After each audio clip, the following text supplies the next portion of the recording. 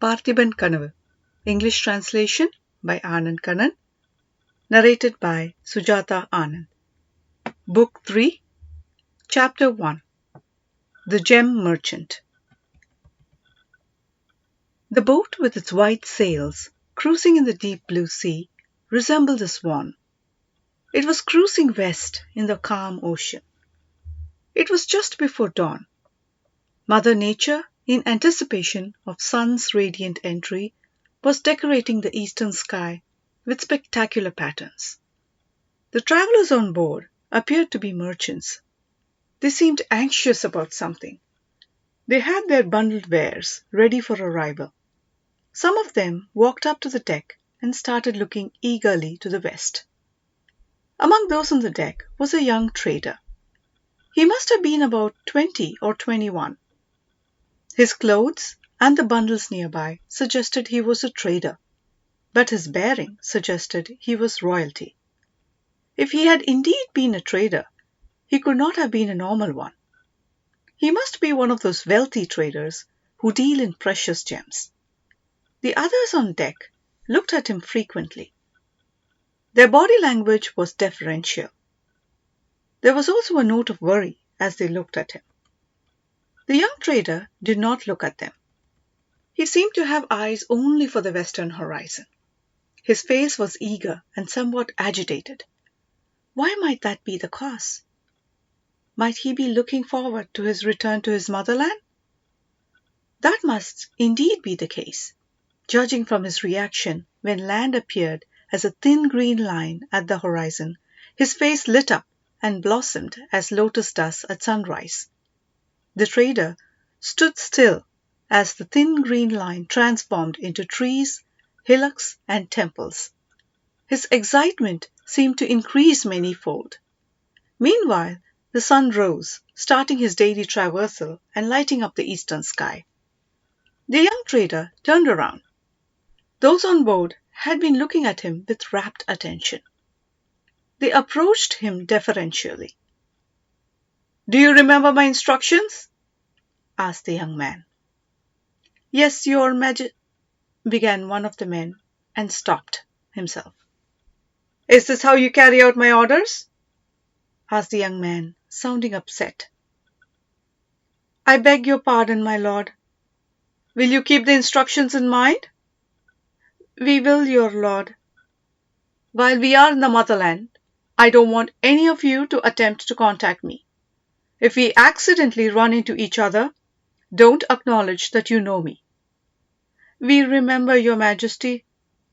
"We meet again at the port on the next new moon day." "We will be there." "If you don't see me, what will you do?" "We will ask for information on Devasenan, the gem trader." "Good. Don't forget any of these." The readers must have guessed by now who the gem merchant is. It was indeed Vikraman, the king of the Senbaga island.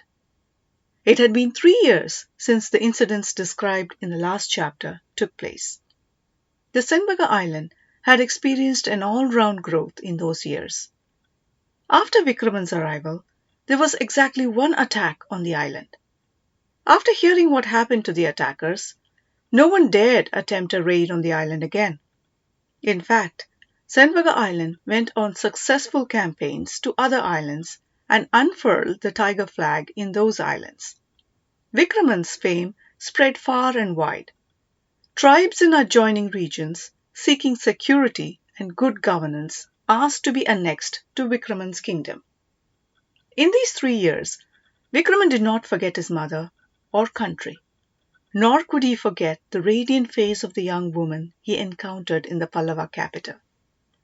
Citizens of the Senbaga land encouraged him to marry to ensure the continuation of the royal bloodline. They offered to send emissaries to the motherland to solicit matches from suitable royal families. Vikraman had not only declined the offer, but had also expressed his aversion to the idea of getting married. The aversion was perhaps caused by the memory of the young woman in Kanchi. Who knows? As time went by, Vikraman started feeling lonely. He felt alone, despite being surrounded by people. Fame, victory, and adulation did not seem to bring fulfillment. There appeared to be a void in his heart that kept progressively expanding. How would it be if that young woman with large eyes were here? He thought. The thought brought pleasure and pain in equal measure. He sighed and felt as if his heart would expand and choke him as he sighed. There was an incident that gave him a break from this bittersweet cycle.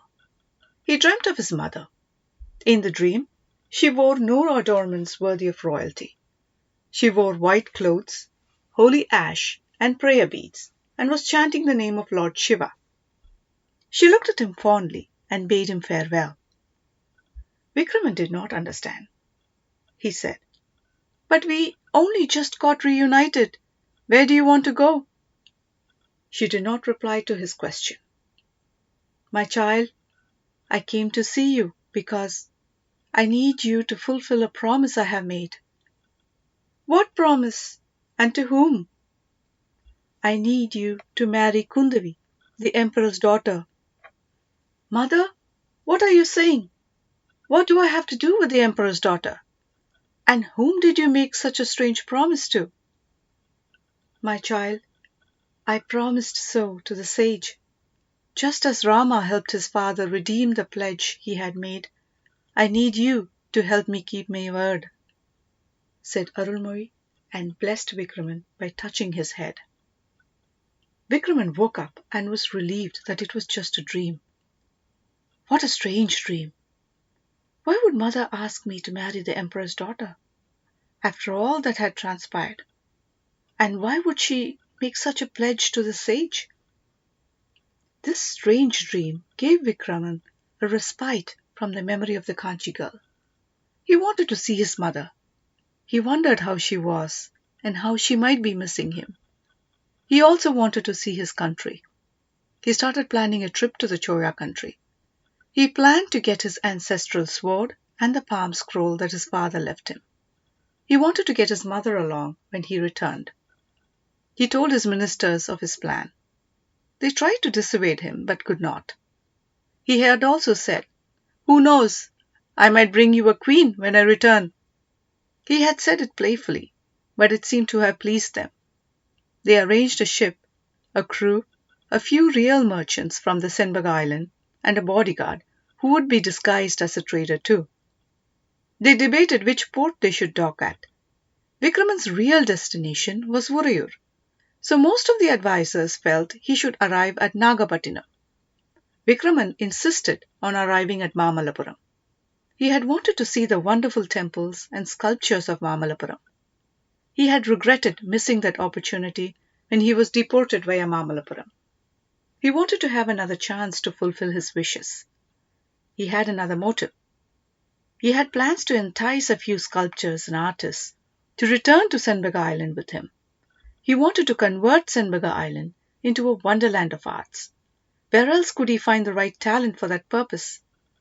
In his subconscious mind, he may have also desired to see the young woman he had met in Kanchi and Mamalapuram. It is, however, hard to be sure. Who can claim to have understood the mysteries of the human thought process? End of chapter 1.